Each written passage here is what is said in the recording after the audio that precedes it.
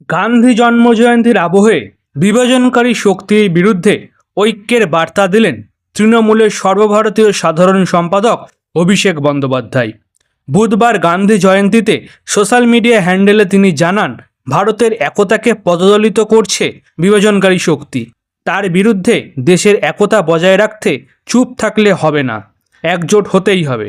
পাশাপাশি অহিংসার পথে চলা জাতির জনকের সাম্যের বার্তা স্মরণ করিয়ে দেন।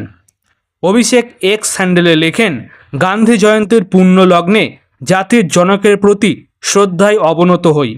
মহাত্মা গান্ধী সত্য, অহিংসা ও সাম্যের পক্ষে অবস্থান নিয়েছিলেন।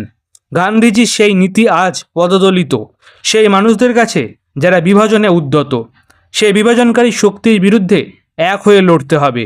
এভাবেই তিনি দেশের ঐক্য পুনঃপ্রতিষ্ঠার আহ্বান জানান। আজকের দিনে আসুন আমরা অঙ্গীকারবদ্ধ হই চুপ না করে থাকার।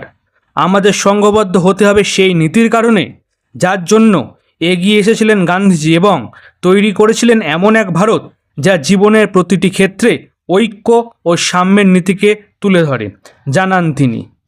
এই ধরনের খবর আরও বেশি করে পেতে হলে অবশ্যই আমাদের চ্যানেলটিকে সাবস্ক্রাইব করুন এবং প্রতিটি খবরে লাইক কমেন্ট করতে একদমই ভুলবেন না।